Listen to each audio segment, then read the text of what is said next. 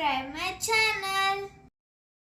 ಎಲ್ಲರಿಗೂ ನಮಸ್ಕಾರಗಳು. ಇಂದಿನ ವಿಡಿಯೋದಲ್ಲಿ ನಾವು ಮಳೆ ನೀರು ಕೊಯ್ಲು ಪದ್ಧತಿಯ ಕುರಿತು ಪ್ರಬಂಧವನ್ನು ತಿಳಿಯೋಣ ಮಕ್ಕಳೇ.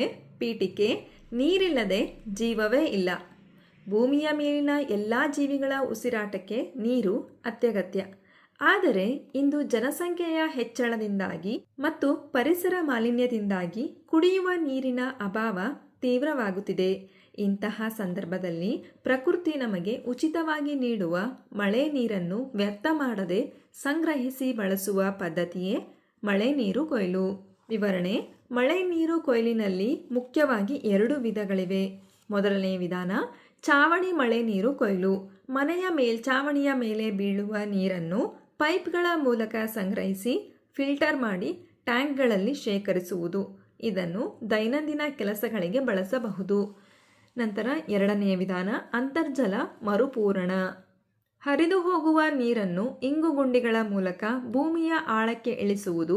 ಇದರಿಂದ ಬತ್ತಿ ಹೋದ ಬಾವಿ ಮತ್ತು ಕೊಳವೆ ಬಾವಿಗಳಲ್ಲಿ ನೀರಿನ ಮಟ್ಟ ಹೆಚ್ಚಾಗುತ್ತದೆ. ಮಳೆ ನೀರು ಕೊಯ್ಲಿನ ಅನುಕೂಲಗಳು: ನೀರಿನ ಸ್ವಾವಲಂಬನೆ. ಬೇಸಿಗೆಯ ಸಮಯದಲ್ಲಿ ನೀರಿನ ಟ್ಯಾಂಕರ್ಗಳ ಮೇಲೆ ಅವಲಂಬಿತವಾಗುವುದನ್ನು ಇದು ತಪ್ಪಿಸುತ್ತದೆ. ನಂತರ ಅಂತರ್ಜಲ ವೃದ್ಧಿ. ಭೂಮಿಯ ಒಳಗಿನ ನೀರಿನ ಮಟ್ಟವನ್ನು ಹೆಚ್ಚಿಸಲು ಇದು ಏಕೈಕ ನೈಸರ್ಗಿಕ ಮಾರ್ಗ. ಆರ್ಥಿಕ ಉಳಿತಾಯ. ಉಚಿತವಾಗಿ ಸಿಗುವ ಮಳೆ ನೀರನ್ನು ಬಳಸುವುದರಿಂದ ನೀರಿನ ಬಿಲ್ ಉಳಿತಾಯವಾಗುತ್ತದೆ. ಪರಿಸರ ಸಂರಕ್ಷಣೆ. ಇದು ಮಣ್ಣಿನ ಸವೆತವನ್ನು ತಡೆಯುತ್ತದೆ ಮತ್ತು ನಗರ ಪ್ರದೇಶಗಳಲ್ಲಿ ರಸ್ತೆಗಳ ಮೇಲೆ ನೀರು ನಿಂತು ಉಂಟಾಗುವ ಕೃತಕ ಪ್ರವಾಹವನ್ನು ನಿಯಂತ್ರಿಸುತ್ತದೆ. ಮಳೆ ನೀರು ಪರಿಸರ ಸ್ನೇಹಿಯಾಗಿದ್ದು ನೆಲದ ಗುಣಮಟ್ಟವನ್ನು ಸುಧಾರಿಸುತ್ತದೆ. ಸವಾಲುಗಳು: ಜನರಲ್ಲಿ ಈ ಬಗ್ಗೆ ಜಾಗೃತಿಯ ಕೊರತೆ ಇರುವುದು ದೊಡ್ಡ ಸವಾಲಾಗಿದೆ. ಅನೇಕರು ಇದನ್ನು ದುಬಾರಿ ಎಂದು ಭಾವಿಸುತ್ತಾರೆ. ಆದರೆ ಒಮ್ಮೆ ಅಳವಡಿಸಿಕೊಂಡರೆ ಇದು ದೀರ್ಘಕಾಲದವರೆಗೆ ಪ್ರಯೋಜನ ನೀಡುತ್ತದೆ.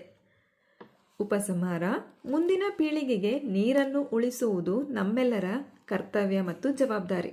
ಪ್ರತಿಯೊಬ್ಬರೂ ಮಳೆ ನೀರನ್ನು ಉಳಿಸಬೇಕು. ಪ್ರತಿಯೊಬ್ಬರೂ ತಮ್ಮ ಮನೆಗಳಲ್ಲಿ ಮಳೆ ನೀರು ಕೊಯ್ಲು ಪದ್ಧತಿಯನ್ನು ಅಳವಡಿಸಿಕೊಂಡರೆ ಮಾತ್ರ ನೀರಿನ ಅಭಾವ ಮುಕ್ತ ಸಮಾಜ ನಿರ್ಮಾಣ ಮಾಡಲು ಸಾಧ್ಯ. ನಮ್ಮ ವಿಡಿಯೋ ಇಷ್ಟವಾದಲ್ಲಿ ಪ್ಲೀಸ್ ಸಬ್ಸ್ಕ್ರೈಬ್ ಮಾಡಿ, ಲೈಕ್ ಮಾಡಿ, ಶೇರ್ ಮಾಡಿ, ಪ್ರೋತ್ಸಾಹಿಸಿ.